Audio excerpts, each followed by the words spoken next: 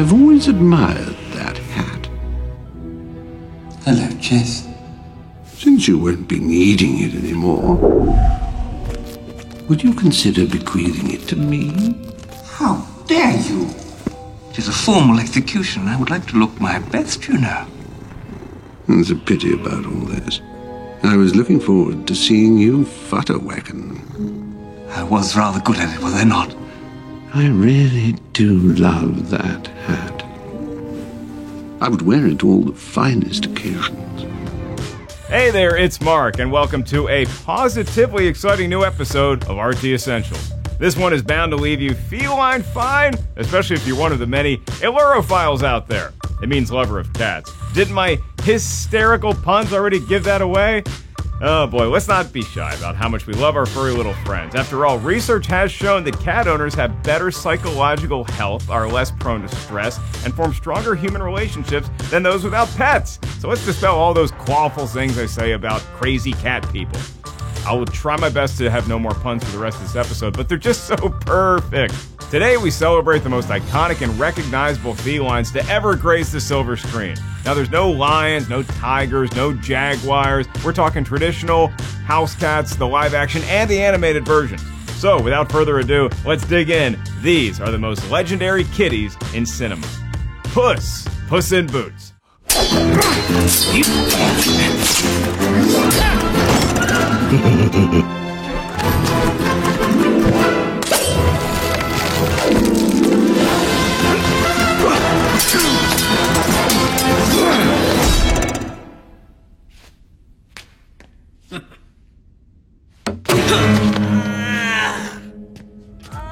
Pouncing in first is Puss, the titular character in the 2011 DreamWorks animation film Puss in Boots. He's adorable. He's swashbuckling, smooth-talking, cavalier hat-wearing. He's an orange tabby with big green eyes and a Spanish accent. He also carries a little cute sword and sometimes sports a cape, kind of like Zorro. It's actually a lot like Zorro, and that's because he's a direct parody of the legendary masked vigilante, and he's even voiced by Antonio Banderas, who famously portrayed Zorro in 2 live-action films. Though many of us fell in love with Puss in Boots when he first became an ally to Shrek and Donkey in 2004's Shrek 2, the character has been prominent in European fairy tales since the 1500s, initially appearing in the writings of Italian author Giovanni Francesco Straparola. Basically, Puss's lineage is he's Italian-born, British short hair with a Spanish accent, and I would love to see those 23andMe results. You've got to hurry up. Shh! He's a cute little bugger. Why are you not using your claws? Would you please just shut up? I'm on it. Just use your claws. Be quiet. Your claws! I don't have any claws, all right? Was that him, Hulk?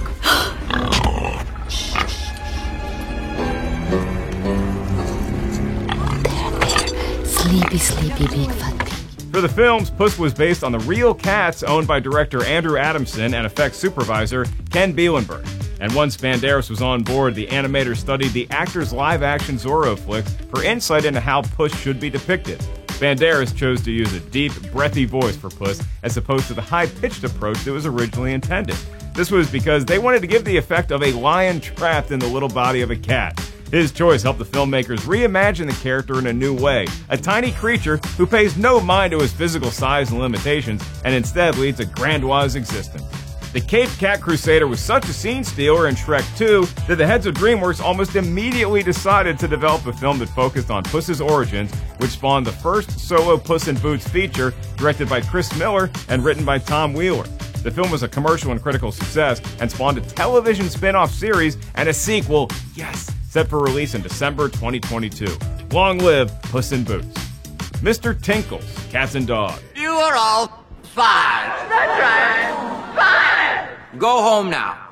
Do not ask why. You have no one to blame but yourself. Unless, of course, you have a dog. Then you can blame him. In fact, you know what? Kick him when you get home. That is all. The comedy adventure Cats and Dogs uncovers the true nature of the relationship between Canine and Kitty, 2 great armies waging secret wars that humans aren't even aware of. This film adds plenty of fuel to the cat person versus dog person debate, but let's face it, we already know where we stand and we're here for Mr. Tinkles. Mr. Tinkles is a fluffy white Persian cat with bright yellow eyes. You just want to squeeze his face. He's so cute. But do not be fooled. Mr. Tinkles is also a cruel, evil genius who won't be satisfied until every last person on Earth is allergic to dogs. He employs a large network of hench cats willing to execute his dirty deeds, including his dim-witted sidekick Calico and exotic Shorthair. I always knew cats were secretly plotting to take over the world, while dogs were busy doing things like playing fetch and showing us affection. You refuse, well, they will be put to sleep. Hold the camera still, idiots! You have until midnight to comply. We're gonna save them, right? Right? This is way over our heads. To pull off this live-action fur fest of a film, 33 cats and 27 dogs were used, along with dozens of animatronic puppets and CGI, because it's pretty hard to train a real cat to speak on command. Trust me, I have tried. To get Mr. Tinkles right, it took 2 real-life Persian cats named Fritz and Foster, a life-size puppet with 6 puppeteers hiding under floorboards, and a team of visual effects artists. Top that off with the expert voice acting of Sean Hayes, and you've got yourself one ferocious antagonist. The Cheshire Cat, Alice in Wonderland. Most everyone's mad here. You may have noticed that I'm not all there myself. And the morals outbreak. Disney's 13th animated feature, Alice in Wonderland, was based on the legendary Alice books by Lewis Carroll and first premiered in July of 1951. It featured the vocal talents of Catherine Beaumont as Alice, Ed Wynn as Mad Hatter, and of course, Sterling Holloway as the Cheshire Cat. When you think of the Cheshire Cat, Disney's original version is probably what comes to mind. His pink and purple stripes, that permanent grin, his mischievous ways. And though he was first popularized by Carroll's novel Alice's Adventures in Wonderland, published back in 1865, the idea of a grinning Cheshire Cat actually dates back to 18th century literature. Carroll's memoir suggests that he was inspired after seeing a carving of a Cheshire Cat with a giant smile etched into the wall at Brimstage Hall in Wirral, but other theories suggest that Carroll took his inspiration from a gargoyle in Cranley. Though no one knows for certain why the anthropomorphic cat suddenly entered the literary zeitgeist centuries ago, one thing we do know for sure is that his popularity only seems to grow along with that smile. You? What do you call yourself? Alice. The Alice? There's been some debate about that. I never get involved in politics. You'd best be on your way. What way? All I want to do is wake up from the stream. Fine.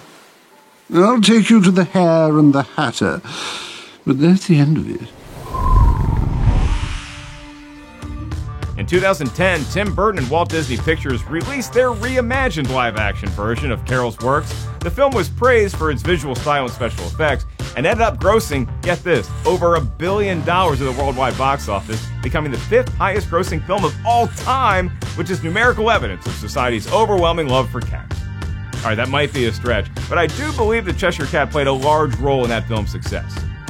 Burton's Cheshire Cat was a CGI-rendered gray tabby with light blue stripes, voiced by celebrated English actor Stephen Fry. Not too shabby, Tabby.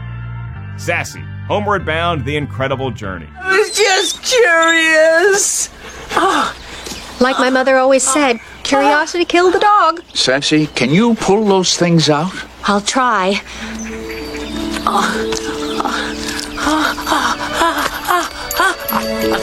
Sassy, you got my lift. You got my lift. It's all right. I'm a professional. They look like they're in deep. Really deep. You can't make a cat list and not expect things to get sassy, literally. Like the next cat on our list, who is named Sassy, and she's one of the main protagonists from the film that really terrified me from porcupines. Homeward Bound, The Incredible Journey. Sassy and her canine companions, Shadow and Chance, embark on a treacherous journey through the California wilderness to find their way back home after convincing themselves that their owners, the Seaver family, have left them for good. But you can't blame the Seavers for dropping off their beloved furballs at a neighbor's ranch. This was before pet-friendly travel accommodations like Sir Barks-a-Lot were trendy, and Instagram cats were more famous than their owners. Sassy is a medium-sized Himalayan who lives up to her name, often reminding Chance that cats rule and dogs drool. Okay, dog people, relax. Those were Sassy's words, not mine. I have a dog, I love her, and she does drool. Just saying. Sassy's voice might sound familiar, and that's because she was portrayed by an Oscar winner, Sally Field. And if you're thinking some of that sass in the film isn't exactly like the others, you'd be correct, because it took 10 different cats to complete all of the sassiness. Hey, shake that tail, baby! I don't believe it. Cat calls. Nice whiskers, baby! So, big fella, what are you in for? Sassy. Sassy! Keep it down. I told you to run away. I never listen to dogs. So to put things into perspective, Sassy had 10 times the amount of stunt doubles that Captain America required in Endgame. Speaking of which, I'm still waiting for Marvel to respond to my petition to make Sassy one of the Avengers. Did they even see the scene where Sassy gets swept into a fast-moving river, falls down a giant waterfall, and lives to tell the tale? Not all superheroes wear capes. Some of them have collars. P.S. No cats were harmed in the making of that scene. Most of that sequence was a fake cat, with a real cat close-up shot safely and separately. Goose, Captain Marvel. Get that thing away. How'd they get in here? The cat?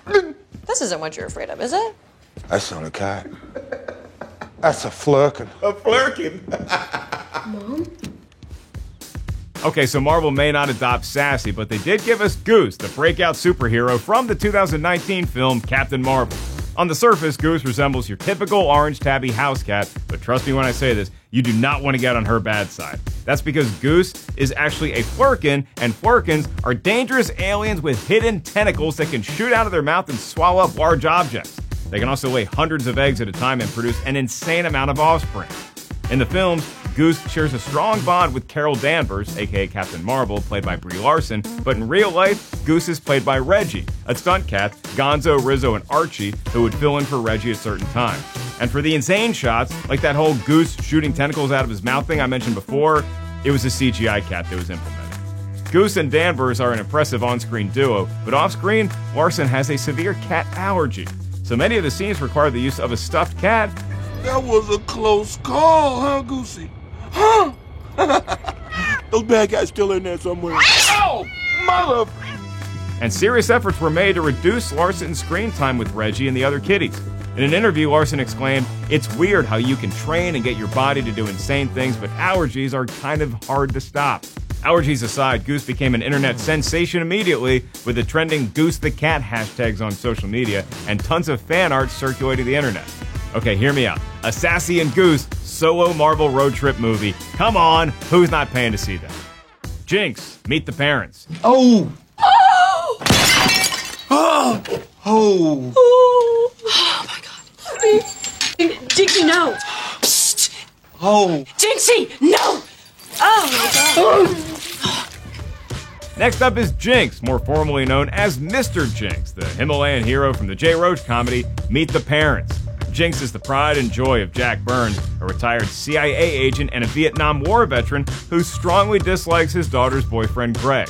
So when Greg accidentally lets Jinx outside, you can imagine how problematic that is, especially since Jack is played by Robert De Niro, who you really do not want to mess with. Look at Goodfellas, or Casino, or pretty much any other De Niro movie. Anyways, you get the point. He's intimidating, and he loves his cat. The Jinx-Jack-Greg dynamic is one of the most hilarious elements of Meet the Parents, and thanks to the film's popularity, Jinx became one of the most memorable cats ever to hit the big time.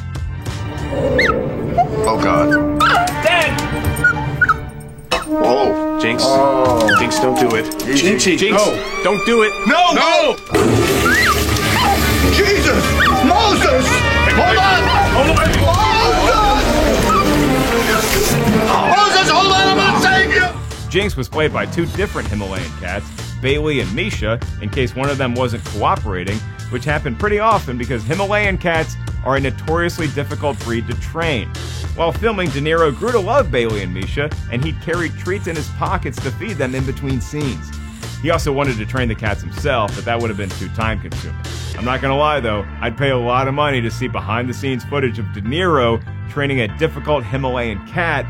The trainers hired for the film suggested that Roach opt for a more agreeable breed, but he declined, and we're glad he did, because it's hard to imagine Mr. Jinx being any other way. Also, can we take a moment to appreciate that Jinxie Cat knows how to use a toilet like a human? How do I get my dog Molly to pull that off?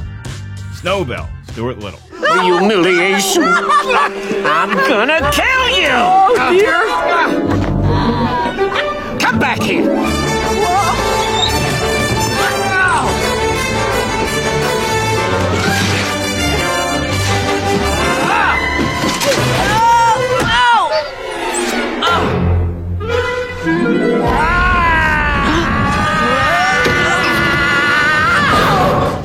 They shape cat toys into mice for a reason, folks. Enter Snowbell, a fluffy white Persian and one of the main antagonists in the Stuart Little franchise. Snowbell does not like that Stuart, a kind-hearted mouse, has been adopted into the Little family and is now considered his master. Snowbell keeps this mouse with a pet cat dynamic secret from his alley cat friends, as it's a source of serious embarrassment. But when the alley cats start to find out about Stuart and try to hunt him, Snowbell has a change of heart and defends his little mouse master.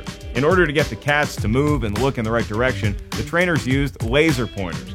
Many of the scenes were established using real animals, while the more complex sequences were achieved using special effects.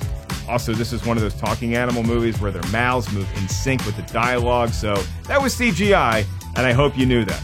Snowbell's voice was brought to us by actor Nathan Lane, who might have one of the most recognizable voices in cinema ever. Remember this one? When the world turns its back on you, you turn your back on the world. Yeah, that's Lane, who voiced Timon in The Lion King. By the way, meerkats are not members of the cat family. Despite their name, I know it was maddening to me as well. Look, let's get one thing straight. I'm doing this for the Littles, all right? They love you. George loves you. They're all miserable without you. But Snowbell, you said... I know what I said. I lied, okay? Welcome to Manhattan. I'm the one that hates you. Ah, Snowbell. You do care.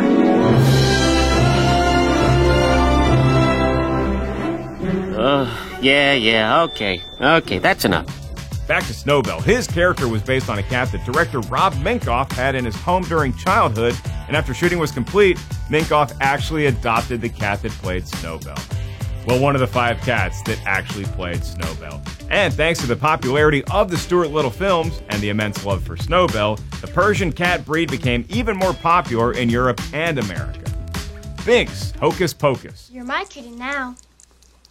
You'll have milk and tuna fish every day, and you'll only hunt mice for fun. You're going to turn me into one of those fat, useless, contented house cats. You betcha. Cats have long been prevalent in folklore. Film Hocus Pocus, a tale of 3 resurrected witches from Salem, Massachusetts, was wise to prominently feature a cat named Binks. Once a 17th century human boy who, after insulting the witches, was turned into an immoral short-haired black cat with yellow eyes. But we're really only interested in the Binks the cat version. No offense to Thackeray, but I just like the cat better. Man, you can't keep blaming yourself for that. That happened so long ago. Take good care of Danny Max. You'll never know how precious she is until you lose her. 8 real-life black cats were used to play Binks. Their names, Stimpy, Felix, Mad Cat, Killer, Rio, Tomcat, Clyde, and Frady Cat. And with such an eclectic group of felines, all possessing different personalities and skills, director Kenny Ortega was able to call upon specific cats for specific Binks moments. I'm assuming Frady Cat came in handy during the scenes where Binks had to face the evil witches. For certain shots, trainers would hide buzzers in the actor's clothing to get the cat to run towards said actor, then the cats would be rewarded with a treat. Additionally, the cats would respond to visual and verbal cues. For the scenes where Binks is talking, mouth moving and all, a real cat's body was combined with a computer-animated head. And for some of the more difficult action sequences, animatronic cats were used, 6 in total. Which means there's a bunch of Binks puppets out there somewhere in the world. I've seen a total of 0 on eBay. I'll keep checking, don't you worry. The Aristocats. The Aristocat. Gee, I'm gonna miss them too. Well, we almost had a father. Yeah. Let's go back to bed. Good night, Duchess. These next cool cats are known as the Aristocats, and they're the stars of the animated Disney feature, The Aristocats. Yeah, they're so cool they got an entire movie named after them, which also will be the case when my Sassy and Goose Marvel movie gets made. It will happen, by God. The film was released in 1970, and believe it or not, this was the last film project to be approved by Mr. Walt Disney himself. It's also a perfect time to point out that Disney Studios are responsible for 5 of the 10 cat movies on this list, further proving the power of the cat and mouse dynamic. Will you always come back here? Haven't you forgotten something, darling? Thank you, Miss Fufu, for letting me ride on your back. You're quite welcome, young man. How was that, Mama? Very good, darling. That was very nice. The Aristocats features an elegant cat named Duchess, her 3 kittens, a feral named Thomas O'Malley, and Scat Cat, who lead a gang of jazz-playing alley cats. Art director and writer Ken Anderson spent a year and a half developing the designs for the film's characters, and 5 of Disney's legendary 9 Old Men worked on it. For those unfamiliar with the 9 Old Men, they were the core animators behind countless Disney classics, including Snow White and the 7 Dwarfs, Pinocchio, Fantasia, Cinderella, Peter Pan, and of course Alice in Wonderland, so they're partially responsible for our perception of the Cheshire Cat. And speaking of the Cheshire Cat, Sterling Holloway also lent his vocal talents to the character Roquefort in this film. Though Roquefort is actually a house mouse, he gets an honorable mention for being a friend to the cats and assisting them in their expulsion of friends of mine. Jonesy, Alien. Come on, baby. That's a kitty. That's a kitty. Come on, baby. That's a kitty. Hey, I'm not gonna hurt you. Come on.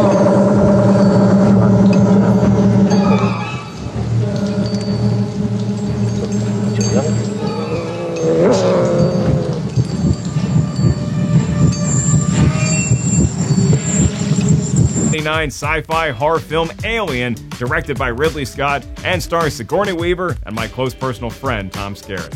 Jonesy, also referred to as Jones, is an orange, short-haired tabby whose task aboard the commercial starship Nostromo was to control rodents. I didn't realize rodents were floating around space either, but I guess I'm not terribly surprised. Jonesy also proved to be a source of entertainment and comfort for the crew while they were on their long journeys. But once again, just because he's cuddly and is cute doesn't mean he should be underestimated, just like me. Oh, and spoiler alert, when a xenomorph, you know those terrifying extraterrestrial creatures with the mouths, wreaks havoc on Nostromo and kills most of the crew, it's just Jonesy and Sigourney Weaver's character Ripley that survive. Jonesy was even confronted by the alien at one point, but scared the creature off with, I guess, his striking good looks. That's my story and I'm sticking to it.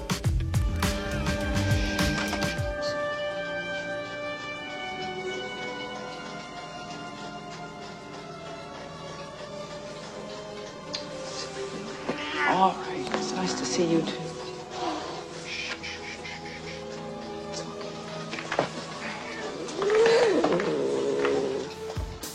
4 cats with varying personalities were used to portray Jonesy, and Scott admitted that in order to get shots of Jonesy hissing, he placed a German Shepherd behind a board, and when Jonesy would walk over, the board would get lifted, revealing the dog, which would cause Jones to start hissing intensely. Scott explained that the German Shepherd was securely fastened with a leash, which is a relief because I'd feel terrible for any dog that had to come into contact with an angry Jonesy, scared off an alien. Of all the cool cats on this list, Jonesy might arguably cast the largest shadow. He's been referenced in games like Halo, World of Warcraft, and Fortnite, and he's also the star of a graphic novel entitled Jonesy, 9 Lives on the Nostromo, and he's been at the center of countless fan debates and theories, my favorite of which suggests that Jonesy might be a flirkin' like Goose. Alright Jonesy, you've earned yourself a role in my Goose and Sassy movie. And there you have it, our selections for the most legendary cats in cinema. Yes, there's so many other iconic felines in films that we didn't have time to include today, like either Milo or Otis, I can't remember who was who. We have plenty of new episodes on RT Essentials coming your way, so I hope we'll get there eventually. Thanks for tuning in, I'm Mark Ellis, and to all my cat lovers out there, live long and prosper.